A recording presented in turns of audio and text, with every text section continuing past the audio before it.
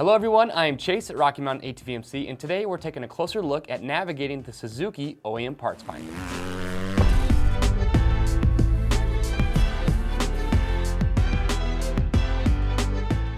So whether you own a King Quad, an RMZ 450, or maybe a GSX 1000, the information in this video today is going to help you find the OEM parts you're looking for quickly and also easily.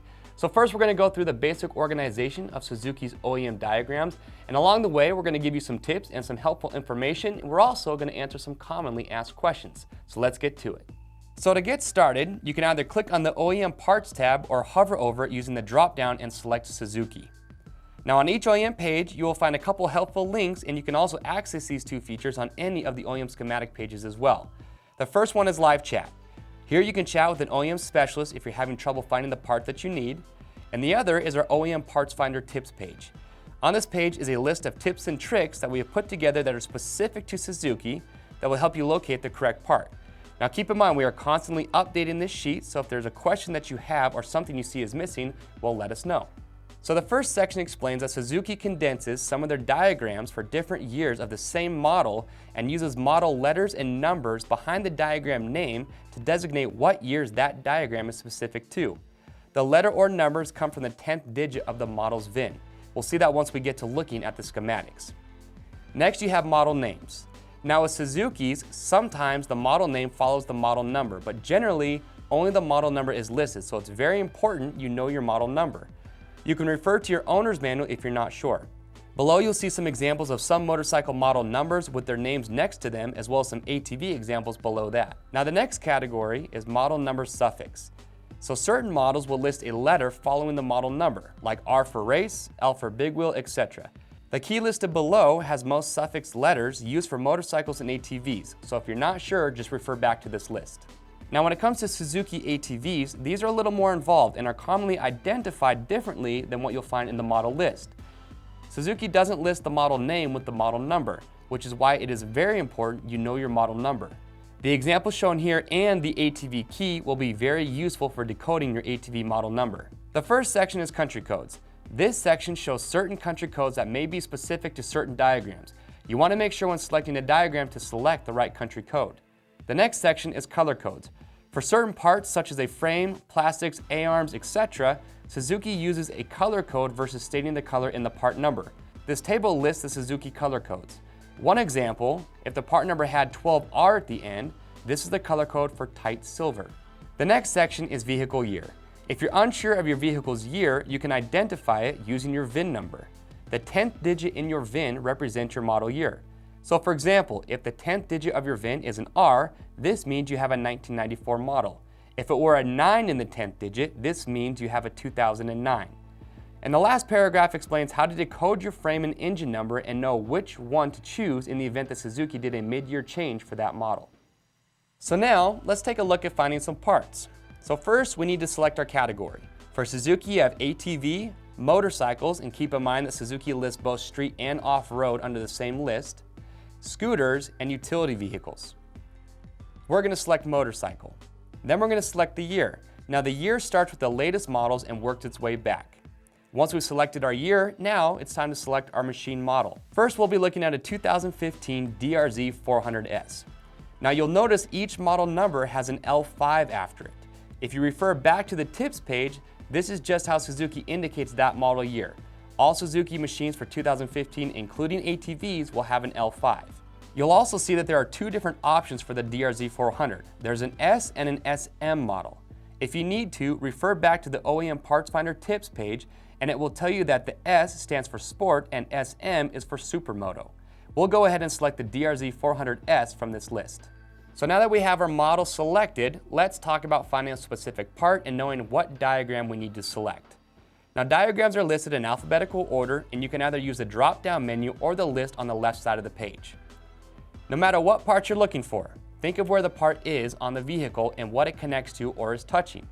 For example, if you were looking for a countershaft seal, well, you know it is attached to the crankcase, but it is also touching the countershaft that the front sprocket connects to, which is part of the transmission.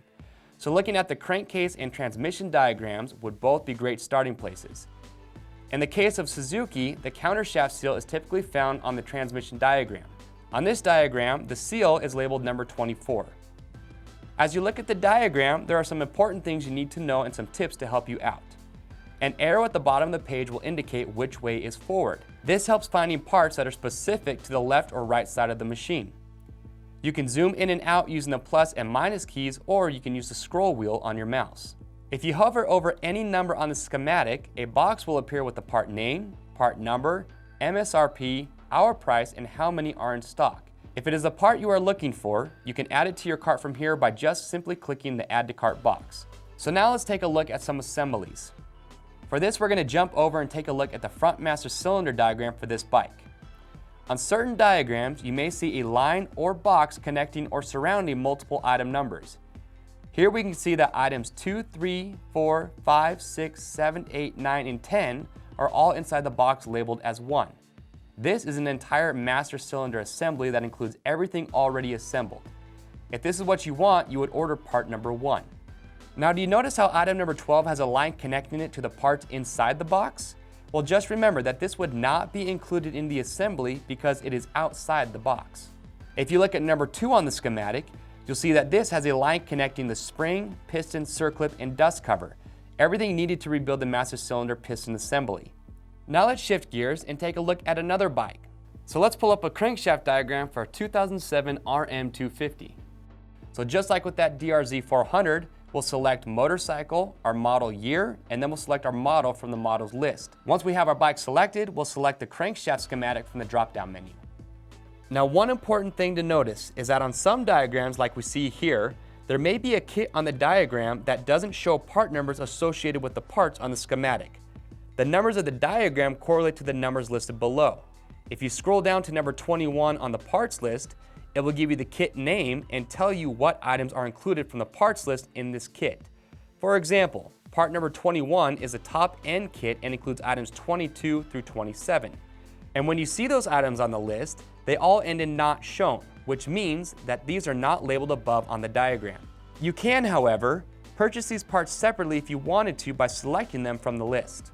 On the item list in the quantity box, you may see that certain boxes have more than one for a quantity, such as a circlip which has 2. This indicates the amount of that part needed for complete reassembly. If you only need 1 or maybe 2 of something, you can click in the box and change the quantity. Looking at the stock status, you can easily see what is in stock. If an item is in stock, we have it in our warehouse ready to be shipped. Now, we do our best to stock as many parts as possible, but may not stock items that are rarely purchased. If you order a part that is not stocked, we will order the part immediately from Suzuki and then ship it to you as soon as possible. Now, we work hard to review each diagram to stock the parts that are commonly ordered. If we missed one, our software will recognize it based on sales and make it a stocked item.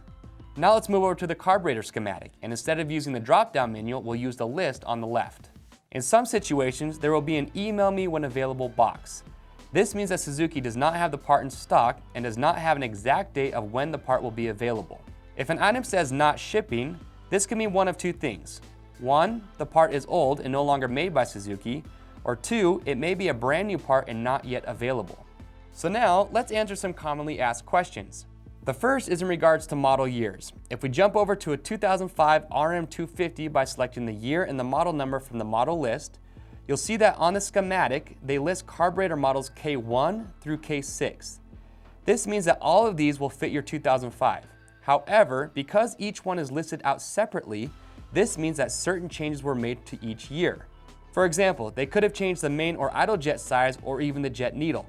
The difficult part is Suzuki does not say exactly what changed. So to take away any doubt, it's safest just to order parts from your exact model year. Now just below that, you have 3 clutch models listed. And you can see that they have K3, K4, and K5 all in parentheses. Now because they're in parentheses together, this means that the clutch was identical for those 3 years. You'll see that pattern for several other schematics for this bike and many other models. The next question we'll go over is for standard equipment parts. For this, we're going to pull up the carburetor schematic for this RM250. When we look at the main jet on the carburetor schematic, part number 9, you can also see number 36 basically connected to it. Looking at the parts list, part number 9 has 2 options, one that ends in E3 and one that ends in E28. These are both stock main jets, but if we refer back to the OEM Parts Finder Tips page to the country code section, You'll see E3 signifies the US except California model, and the E28 signifies the Canada model.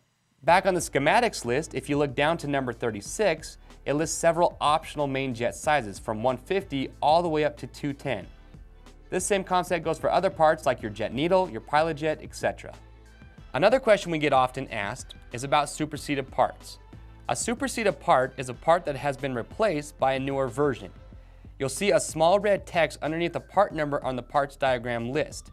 This part will fit your machine just fine. Suzuki may have just made a change to that specific part, so it replaced the old part along with the part number. So the next question we'll answer is in regards to plastic colors for ATVs. So let's pull up a 2017 King Quad. So first we'll select ATV, and then our model year 2017. And now this is where you'll need to know your model number.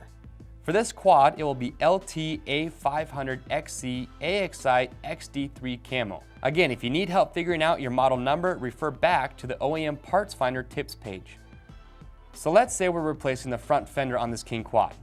We'll go ahead and select that from our schematics list. And you'll see that Suzuki will list all available colors for plastics even if you have a special edition color.